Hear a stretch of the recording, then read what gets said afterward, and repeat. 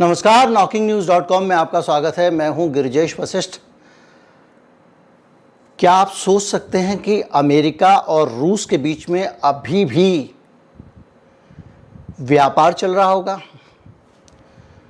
दुनिया भर को अमेरिका हड़का रहा है और सारी दुनिया से रूस पे प्रतिबंध लगा दिए हैं।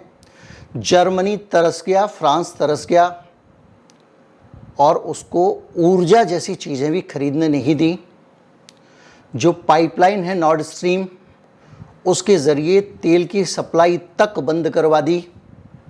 अपना तेल बेचता रहा वहाँ पे, और वही अमेरिका पुतिन और रूस के साथ में खतरनाक कारोबार लगातार कर रहा है और उस पर उसने कोई प्रतिबंध नहीं लगाया। क्या मानना चाहिए? क्या इस दुनिया में अमेरिका के लिए नियम अलग है, बाकी लोगों के लिए नियम अलग है? नाटो में अमेरिका सबके साथ नहीं चलेगा, सबको अमेरिका के साथ चलना होगा। आज हम यही समझेंगे और ये समझने की कोशिश करेंगे कि क्या अमेरिका इतना लालची, स्वार्थी और मतलबी हो गया है कि खुद रूस के साथ खुलकर कारोबार कर रहा है और उसने पूरे यूरोप की नाक में दम किया हुआ है और उसके चंपू देश भारत की नाक में दम कर रहे थे कि आप तेल मत खरीदो, ये मत खरीदो। आपको याद होगा एस जयशंकर उनको धुतकार रहे थे कि भैया आप तो डील कर रहे हो, यूरोप हमसे ज़्यादा खरीद रहा है, अब हमको बोल रहे हो। ये हालत है। अगर आप सदस्यता लेना चाहते हैं, मेंबरशिप लेना चाहते हैं, चैनल का ज्वाइन बटन है उसको दबा दीजिए, उसके ज़रिए आपको मेंबरशिप मिल जाएगी। मैं अभी आया।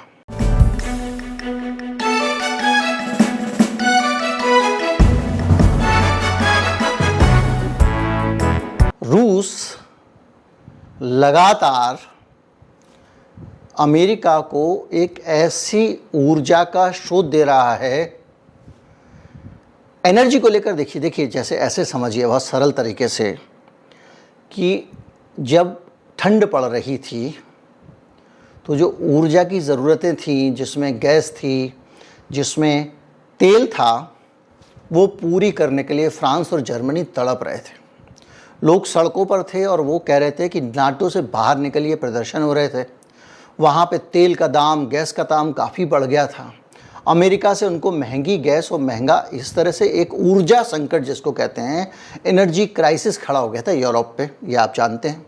आप ये भी जानते हैं कि ये पूरा क्राइसिस रूस के बहिष्कार के कारण खड़ा हुआ था, क्योंकि इन लोगों ने रूस का बहिष्कार कर दिया था। भारत उसमें शामिल नहीं था, चीन उसमें शामिल नहीं था, इसलिए हम उनसे तेल लेते रहे। ये अलग बात है कि उसका लाभ हमको नहीं मिला। हमारे कुछ उद्योगपति हैं, उद्योगपति किसी का नहीं होता, किसी भी दिन झोला उठा के किसी और देश में पहुंच जाता है, उन्होंने लिया। लेकिन अब पता चला है कि ऊर्जा के एक स्रोत को जब पूरी दुनिया ने ऊर्जा खरीदनी ख़त्म कर दी थी तो अमेरिका रूस के साथ ऊर्जा खरीद रहा था।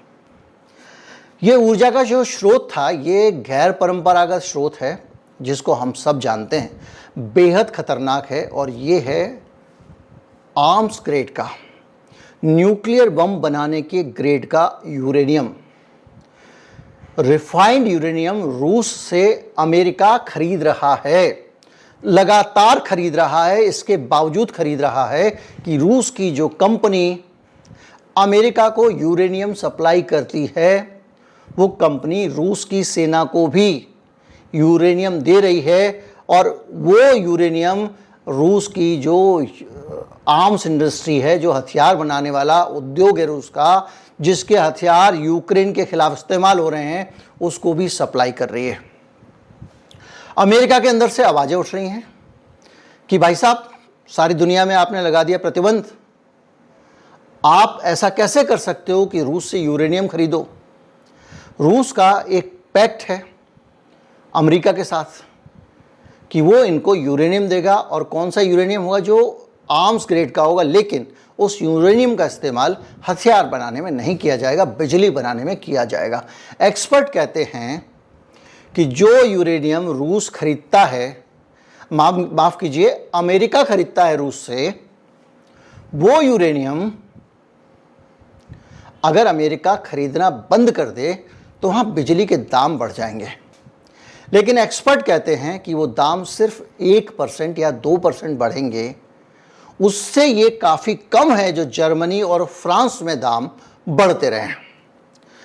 अब आप सोचिए, अब वो कह रहे हैं कि अमेरिका इसको लेकर प्रतिबंध लगाने की बात कर रहा है। 2021 में रूस में एक के ऊपर प्रतिबंध लगाने की एक योजना भी आई थी, प्रस्ताव भी आया था, लेकिन अपनी ज़रूरत का अमेरिका 14% यूरेनियम उसी रूस से खरीद रहा है जिस रूस की वो घेराबंदी कर रहा है, जिस रूस के आसपास अपने चंपू नाटो देश खड़े कर रहा है, जिस रूस की सीमा पे एक एक करके देशों को वो नाटो का सदस्य बनाता जा रहा है। अभी हाल में भी, अभी स्वीडन के मामले में भी ऐसा हुआ है। अब आप सोचिए कि इस पूरी हालत में आप ये कैसे कर सकते हैं कि पूरी दुनिया से आपने प्रतिबंध लगवा दिया और खुद आप वही उसी देश से यूरेनियम खरीद रहे हैं। ऐसी क्या मजबूरी है? दूसरी तरफ अमेरिका में बैठे हुए एक्सपर्ट कह रहे हैं कि अमेरिका के पास में बहुत लंबे समय के लिए पूरा इंतज़ाम है यूरेनियम का और उसके पास कई सालों के लिए यूरेनियम की सप्लाई है। अगर वो सैंक्शन भी लगा देता है रूस पे तो कोई दिक्कत नहीं होगी। अगर दिक्कत नहीं होगी, उसके बावजूद सैंक्शन क्यों नहीं लगा रहा है? ये बड़ी बात है और ये इसलिए बड़ी बात है, हम नहीं चाहते कि वो सैंक्शन लगाए, लेकिन हम ये समझना चाहते हैं कि पूरी दुनिया से तुम सैंक्शन लगवा रहे हो, ये तुम्हारा कैसा दोगला चरित्र है। भारत को चीन से लड़ाते हो, आप ताइवान को चीन से लड़ाते हो, जापान को चीन से लड़ाते हो और खुद चीन से रिश्ते बनाते हो। सबसे ज़्यादा माल अमेरिका के लिए चीन प्रोड्यूस करता है, सबसे ज़्यादा चाइना से इंपोर्ट कौन कर रहा है? अमेरिका कर रहा है।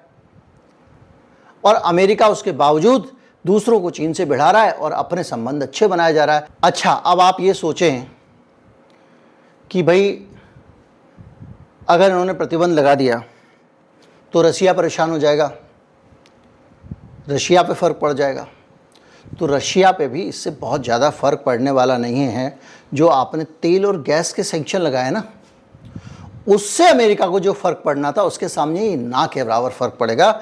जो ये कह रहे हैं कि भाई एक्सपर्ट कह रहे हैं कि उसके यूरेनियम, उसके यहाँ पे बहुत ज़्यादा, इतना बड़ा वो यूरेनियम से मुनाफा नहीं कमा रहा है कि उसकी अर्थव्यवस्था ही कमर टूट जाएगी। और मज़ेदार बात देखिए कि आप सैंक्शन लगाने के बाद सोच रहे थे कि अमेरिका की रूस जो है वो पूरी तरह से चरमरा जाएगी उसकी अर्थव्यवस्था तो तरक्की कर रही है। अर्थव्यवस्था चरमरा रही है आपके दोस्तों की, फ्रांस की, जर्मनी की।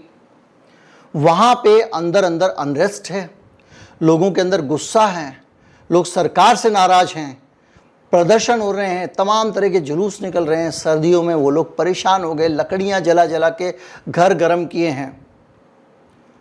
और ऊपर से आप ये कह रहे हैं कि भाई हम, अगर रूस पे भी फ़र्क नहीं पड़ेगा सैंक्शन लगाने से और अमेरिका पे भी फ़र्क नहीं पड़ेगा गैस के मुकाबले और तेल के मुकाबले, तो आप इससे कल्पना कर लीजिए कि क्या अमेरिका सीधे रूस से कोई पंगा लेना चाहते ही नहीं है क्या?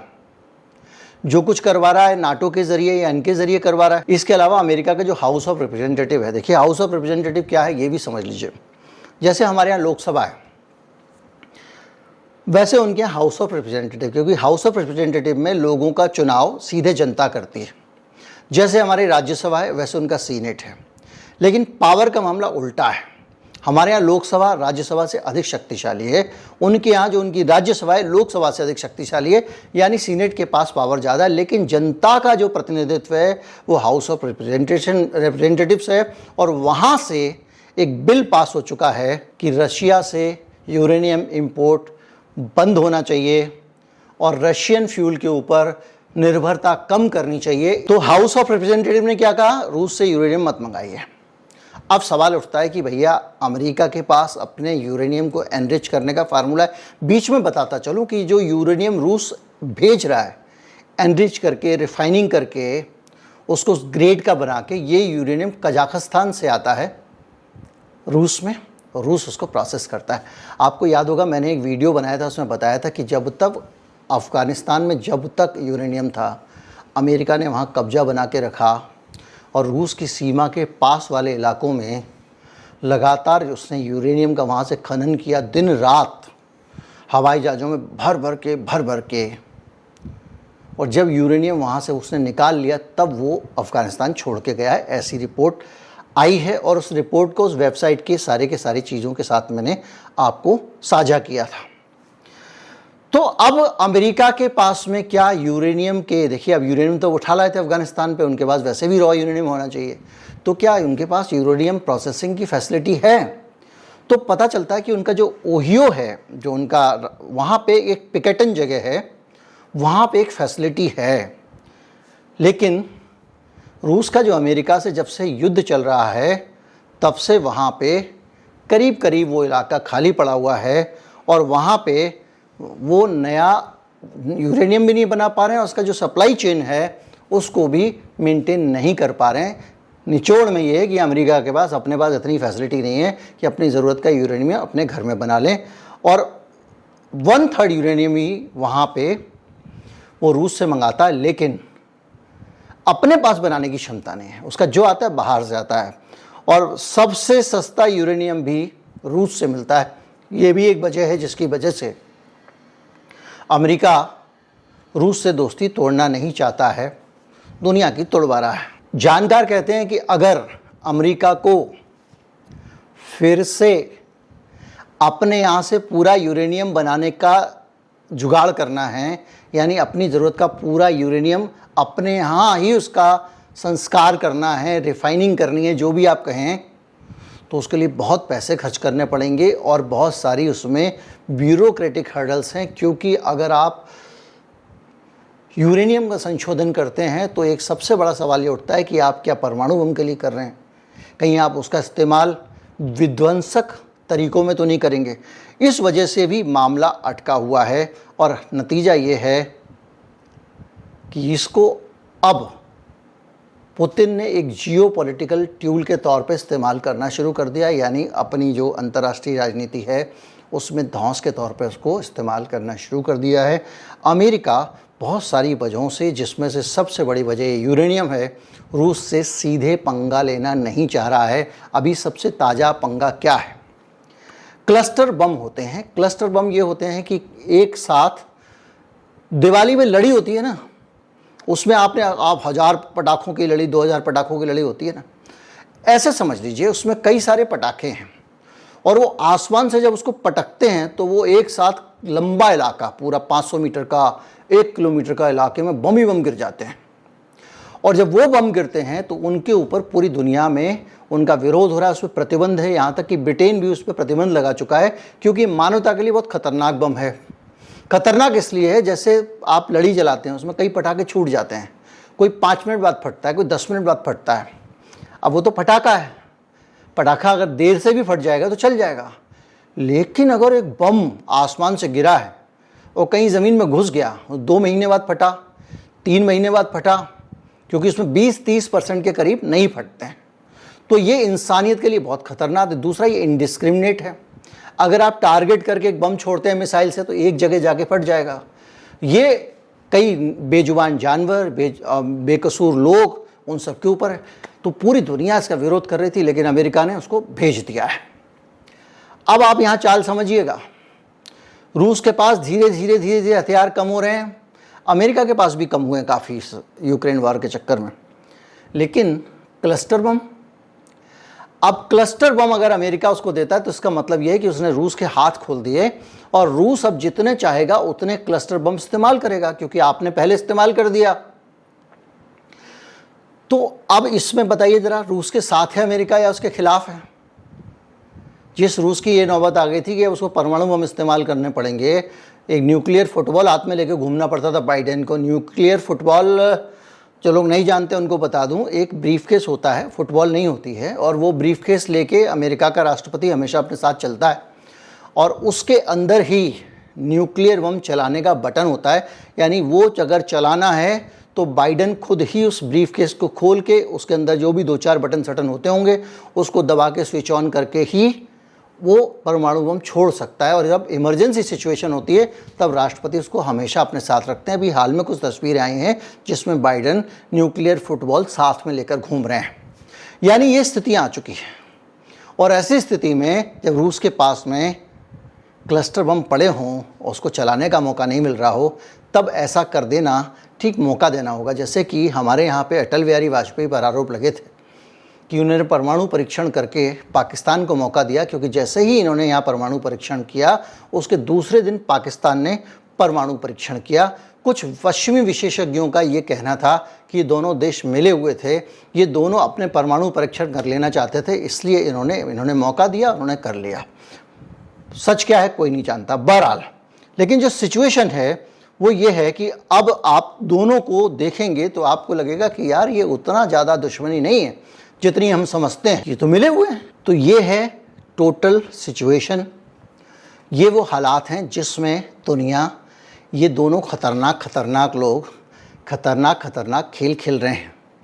और इस खतरनाक खेल में हम जैसे भारत जैसे खतरनाक देश के लोगों को महंगाई झेलनी पड़ रही है, दूसरी चीज़ें झेलनी पड़ रही हैं, और हम तो कम हैं। बाकी दुनिया कितनी बुरी तरह से परेशान हो रही है। और जब सारी दुनिया परेशान हो रही है, सब लोग परेशान हो रहे हैं, लोगों की महंगाई पूरी दुनिया में बढ़ गई है हर तरफ। भारत में तो देख ही रहे हैं आप क्या हाल है, बाकी देशों का भी बहुत बुरा हाल है। हालांकि भारत में महंगाई का जो अनुपात है उसको लेकर भी हाल में एक और आंकड़ा आया था, उसमें मैंने वीडियो बनाने लगा था लेकिन बहुत ज़्यादा टेक्निकल हो गया था इसलिए मैंने छोड़ दिया। लेकिन उसका निचोड़ ये था कि भारत में महंगाई की जो दर आ रही है वो नहीं है। दरअसल अगर आप मुद्रास्फीति के साथ मिला के और दुनिया की मुद्रा के खिलाफ भारत की मुद्रा की हालत मिला के देखें तो हमारी महंगाई बहुत ज़्यादा बढ़ गई है, जिसको हमको महंगाई के आंकड़ों में दिखाई नहीं देती है। ये उसका निचोड़ था। खैर जो भी हो, आपको पता चल गया है कि सारी कहानी क्या है। आपको ये भी पता चल गया रूस की क्षमता क्या है, आपको पता चला अमेरिका की क्षमता क्या है, आपको ये भी पता चला कि वो किस तरह से एक दूसरे से मिल के खेल रहे हैं, और ये भी पता चला कि मानवता के विनाश का अगला चरण रूस और यूक्रेन वॉर में शुरू होने वाला है क्लस्टर बम की शक्ल में, और वो अमेरिका और रूस मिलकर कर रहे हैं। नमस्कार, जय हिंद।